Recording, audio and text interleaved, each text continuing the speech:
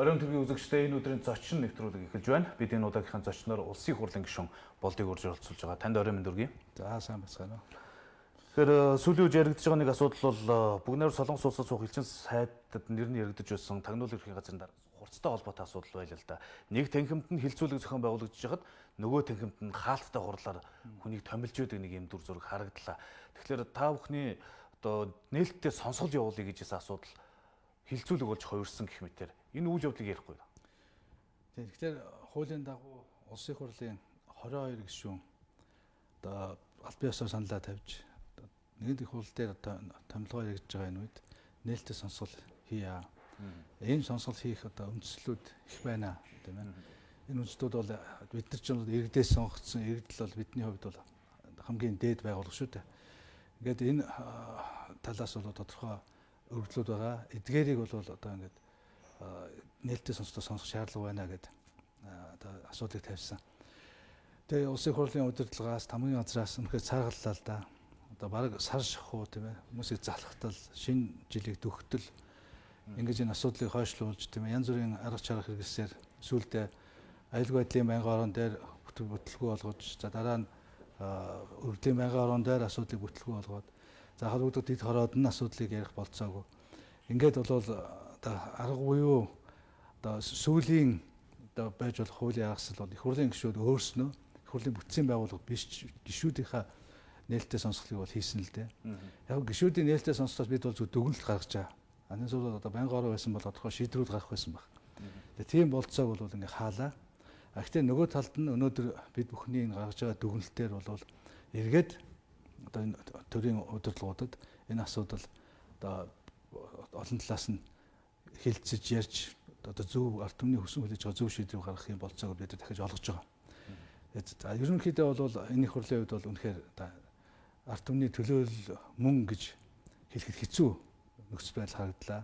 Нэг талдаа иргэдэн ирээд одоо маш тодорхой асуудлаар мэдээлэл хийждэг. Нөгөө талд нь одоо хурал нь хаалттай нэрээр хилцүүлэггүйгээр шууд одоо нохон гэрласаагаад хурал дээр заавал нээлттэй ярьж үнэн мөнийг тунгааж тийм ээ учрыг олж хийх ёстой байсан томилгоо ингээд ийм одоо хаалттай хаалганы цаана хууль дээрийн зарчмаар хийгдэж штэ.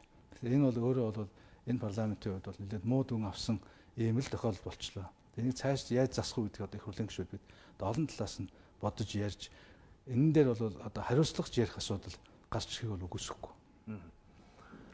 Тэгэхээр одоо хурц гэдэг хүн яг ямар байдалд одоо үлдэж байна гэсэн зүйл байна л да. Одоо яг тэр албан ёсны элчин сайдаар томилогдох субъект мөн босно уу? Эсвэл өнөөдөр заавал одоо нээлттэй сонсголж явуулж олон эргэлзээтэй асуудлын хариултыг хилж өгчөж явах хэрэгтэй субъект үү гэдэг. Тий, одоо бол юу гэхээр за төрөөчийн их хурлын ерөнхийлөгчийн үед их хурл дээр нэлээд олон элчин сайд томилогдсон тийм ээ.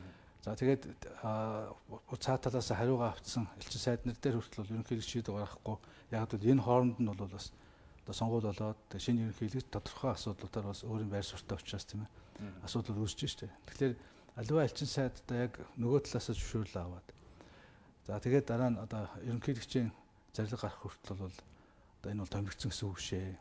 Ямар ч улсын хурл өөрийнхөө зөвшөөрчих ийм саналыг бол өгсөн л ийм л шатанд ажил бол дөнгөж ихний шатандаа байна гэсэн үг. За энэ хооронд одоо мэдээж анх өргөн барьж явах үед бол тэгэл засан газрын саналд нь орж ирэл энэ тухайн одоо холбогдох төрийн их барих том байгууллагууд ажиллаж байсан юм хүн гэл одоо жамсаар явцсан баг тийм ээ. А өнөөдөр энэ хооронд бол маш их ноцтой асуудлууд тодорхой болох ёстой, хариулт өгөх ёстой олон асуудлууд гарч ирсэн. Ялангуяа нээлттэй сонсголыг одоо тэгээр одоо цааргаасаар байсан ч гишүүдийн нээлттэй сонсголоор ямар нэгэн байнгын орны шийдвэр гараагүй ч үндсэндээ бол тодорхой дүгнэлтүүд бол гарцсан. Энэ дүгнэлтэндээ бид өнөөдөр гагаар ус зураад маргаашнаас хэвлэлээр бол энэ дүгнэлт бол олон нийтэд хүрнэ. Ингээд үзэхэд бол тэгэхээр одоо бүх шатанд хариу өгөх ёстой, тодорхой болох ёстой. Ард түмэн одоо хариугаа авах одоо жинхэнэ тодорхой юм дээр асуудал дээр нэг одоо нэг ихтгэлтэй болж ээж нэг тайвшрах хэрэгтэй ч тийм ээ. Тийм асуудлууд нь одоо бодиттой хариулт өгөх ёстой олон зүйлүүд байгаа. Тэгэд энэ талаар бол одоо дараагийн өрнөлийг бид маш анхааралтай ажиглаж байна. А бид гэхдээ зүгээр суухгүй их хурлын гишүүд дүгнэлтэндээ оруулснаар бол шатраасан олон алхмууд байгаа. Их хурл дээр ажлын хэсэг байгуулахыг бид шаардж байгаа. За мөн энэ одоо сүүлийн 20 гаруй жилд бид нар одоо сайхан арчилсан нийгэм байгуулж нээлттэй их сайхан боллоо гэж сонгуул явуулаад одоо болоод ингээд байсан. Тэгэхэд бол иргэдийн байдлыг харахад бол үнэхээр ноцтой нөхцөл байдал үүссэн нь бол харагдаж байна. Яг нь өмнө нь бол юу гэдэг одоо нэг урд нь ерөнхийлөгч байсан хүн ч гэдэг юм уу сайд дарга байсан хүнийг ингээд янз бүрийн нөхцөл байдлаар одоо шалгаал, барьж хориол, шийтгээл олон юм болж илаад. Тэгэхэд бол яг ихэнх хүмүүс одоо тийм ээ өөрөөс нь хол юм тийм ээ болж тийм ээ энэ албан тушаалтнуудыг дарга нарыг инх хэрэгтэй гэсэн. Тийм уур амьсгалд хамгаалдаг байж.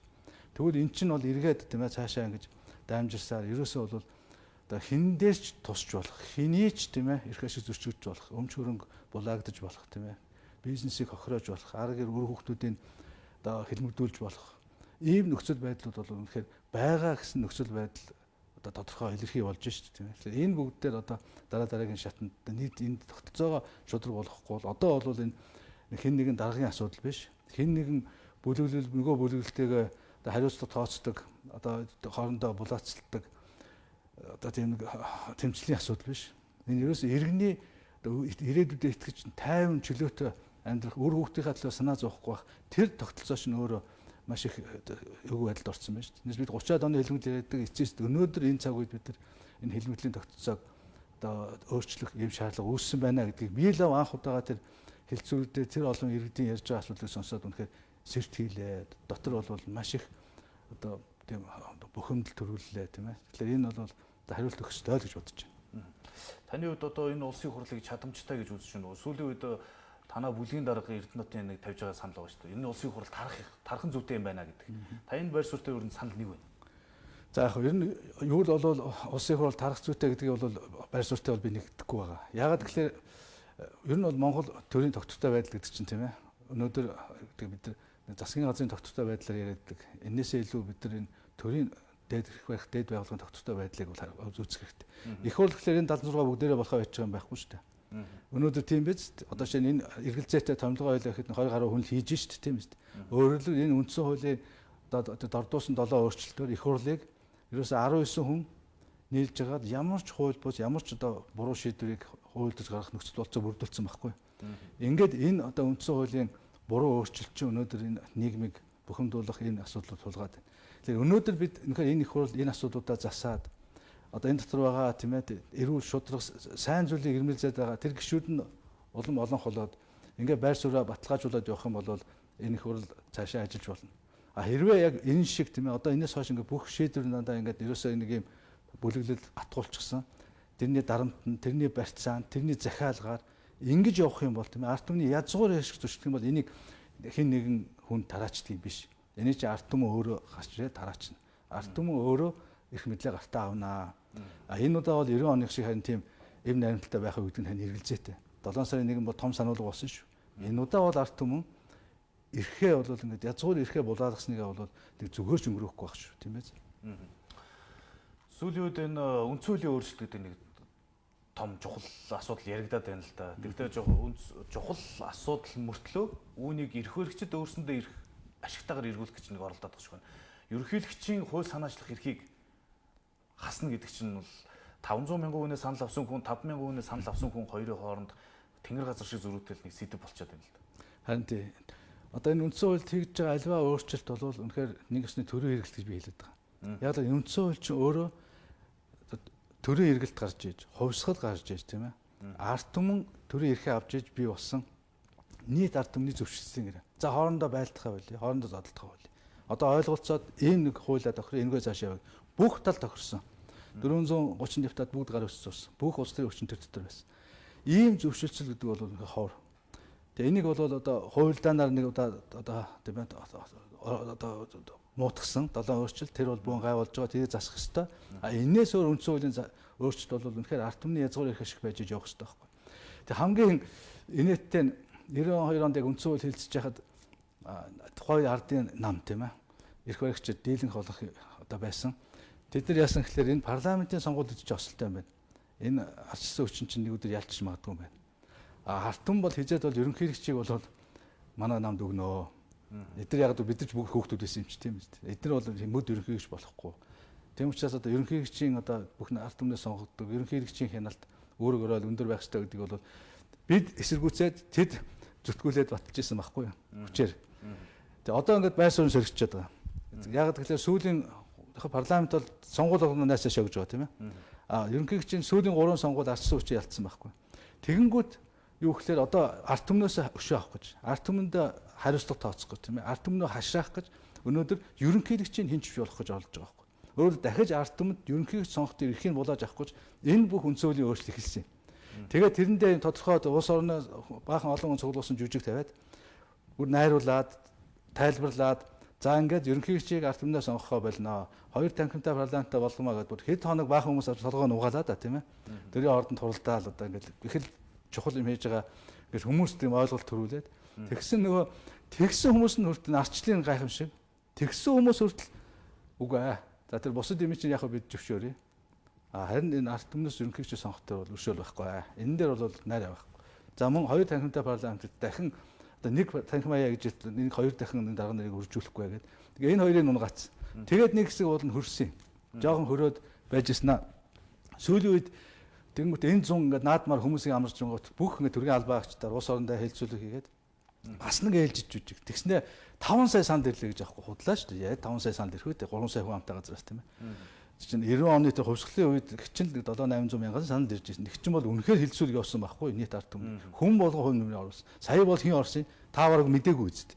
Тийм хэлцүүлэг явж ин таны хин ч хүрээгүй тийм ээ. Ингээд нэг баахан бичиг баримт үйлдвэрлээд ингээд олон хавц хэрэг авчирч тавьчаа. За одоо ингээд үндсэн хуулийг ард түмэн өөрчлөж гэж байна.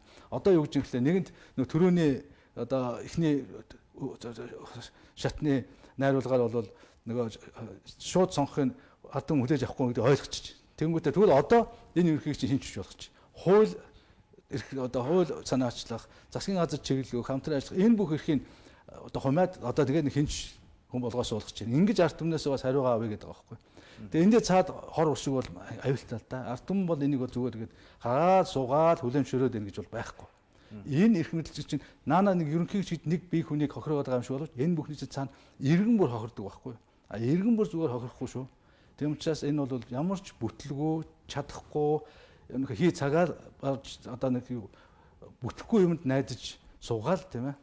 Одоо өстөө нэг бухын доотлыг харж байгаа одоо турж өгнө гэдэг чинь л болно. Сүүлийн үед бас нэг яригдж байгаа зүйл энэ сонгуулийн үлд өөрчлөлт оруулах тухай асуудал яригдж байна. 2008 оны сонгуульд томсгосон мажоритарс чимээг хэрэгсгэсэн. 2012 онд пропорционал систем ашигласан. За 16 онд нөгөө жижигсэн мажоритараар явлаа. Таны хувьд сонгуулийн хуульд өөрчлөлт оруулахыг юу н дэмжиж байна уу? Энэ одоо яг юу нь болохгүй болчоод дахиж өөрчлөе гэдэг юм санал санаачлага ороод ирч байна. Тэг яг сонгуулийн хуулийн ажлын хэсэгт би орсон саналаа. Яг тэгвэл ингээд сүүлийн одоо 7 сарын 1-ээс хойш ер нь сонгуулийн тогтолцоо өөрчлөх ёстой энэ асуудлыг бол чимдгаатай бид ажлын хэсэг гаргаж хуулийг хийсэн. Тэр хуулиар ямар ч байсан бид дахин 7 сарын 1-ний гарахааргүй сонгуулиудаа зохион байгууллаа тийм ээ. Энэ бол өөрөө бол Монголын арчлалын том холд.